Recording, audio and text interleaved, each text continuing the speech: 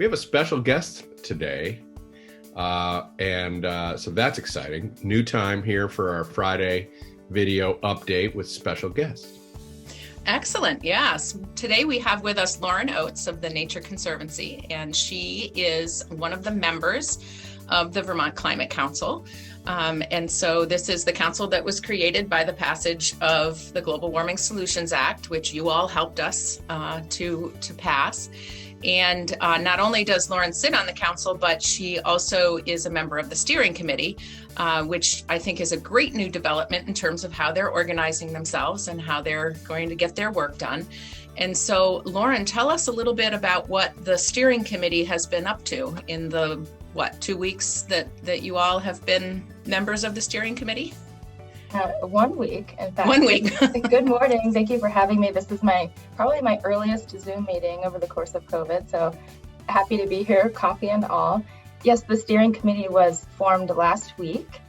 We were nominated by each of the legislative appointees, 2 from each bucket, so 2 from those appointees by the Senate and 2 from those of the House.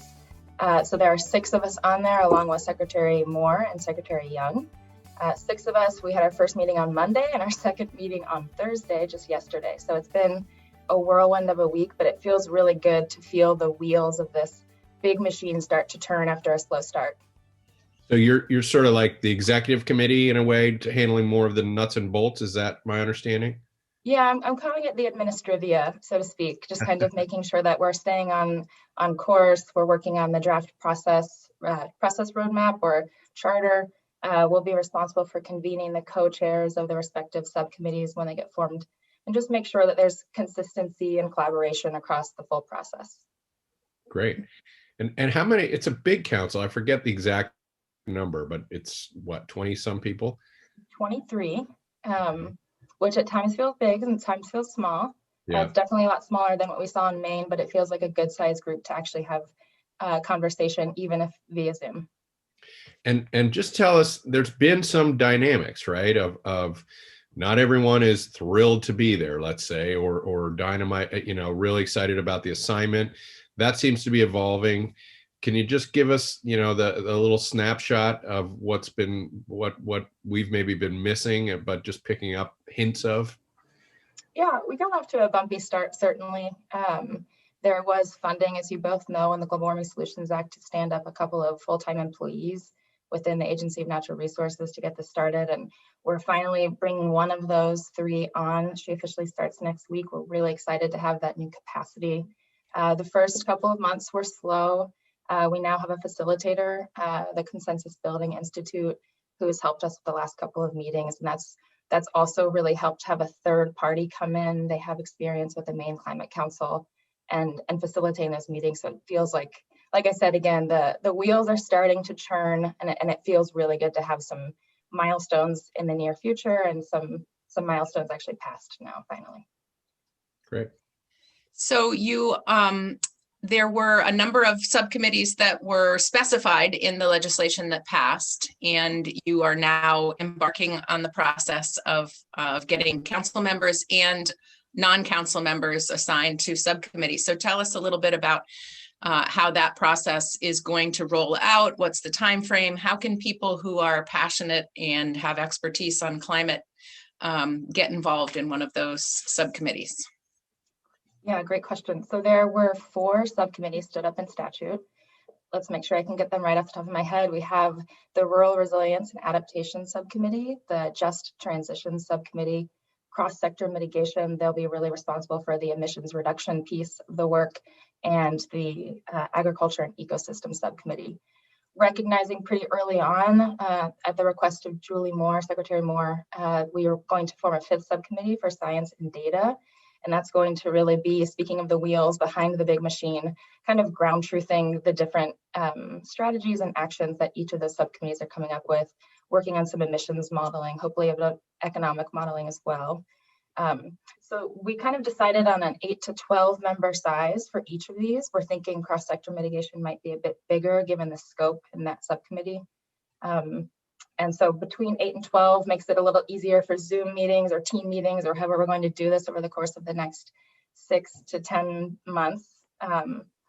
we were asked as council members to create an internal survey for us to submit names that we thought would be good subject matter experts or people with significant knowledge in each of those 5 buckets of subcommittees, and submit them this week. So between that Monday steering committee meeting that I said, yep, and the Thursday subcommittee or steering committee meeting, there was a lot of pushback from many members. We've heard a lot from the public. How do we get involved if it's just council members? And it felt very who's whoey among us. So we talked about it yesterday at the steering committee. There seemed to be general consensus that we should open up that survey and make it more public. So we're going to have a public survey out today. I'm sending the link to you all. So hopefully while I'm talking now, when you all see it, the audience, there'll be a link for you to attach to. We would love to hear your thoughts, whether you're nominating yourself or another, how you want to be plugged in. It's really important to remember it's not just subcommittee opportunities. There are opportunities for subject matter experts, people with knowledge, lived experiences to come in, whether it's at the subcommittee status level or coming into different meetings here and there to provide your thoughts. So there's going to be a robust opportunity for you all. Like I said, it's going to go out today. We'll have a week, and then the subcommittees with council members only will meet the week of the 15th and start reviewing those names. So we're hoping for a lot of input from you all on that.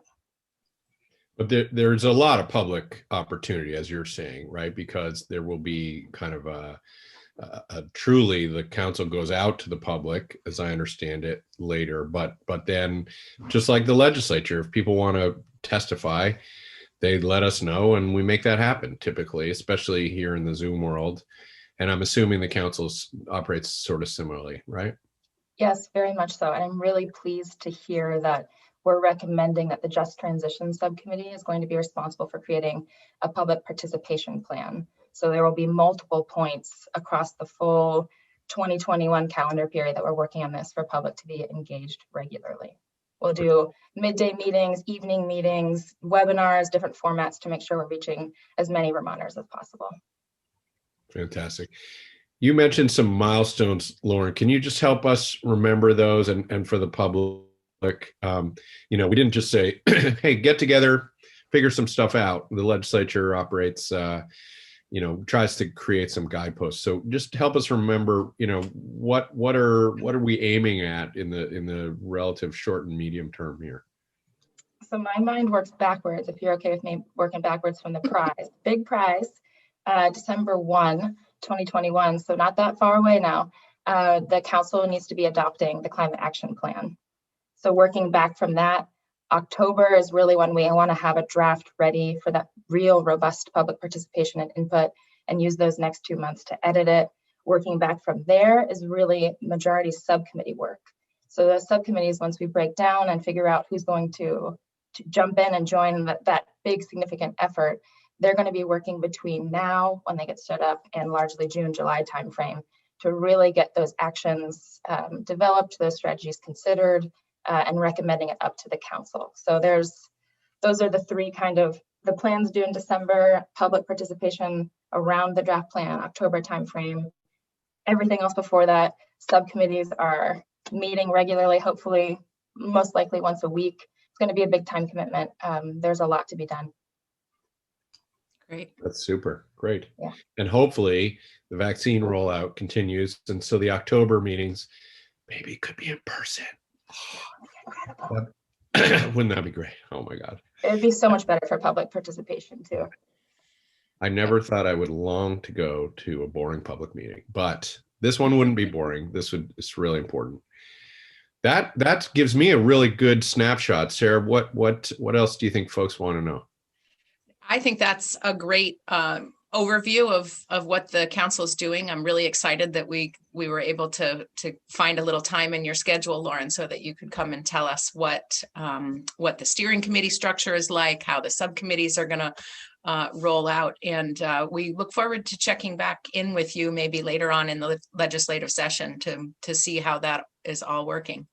Yeah, and I should say, as we drop in the links, we're going to be revising that Agency of Administration Climate Council page to be more user-friendly. Oh, good. Hopefully in the near future going to be a public comment box for people who can't attend these meetings in person live can really submit their thoughts. And then as we go, we'll also have some surveys around for just feedback generically from them. So hopefully that will be a more user-friendly website that can have more public engagement. But I'm really glad that you asked me to come today. I'm happy to be here and provide feedback as we move through this really important process.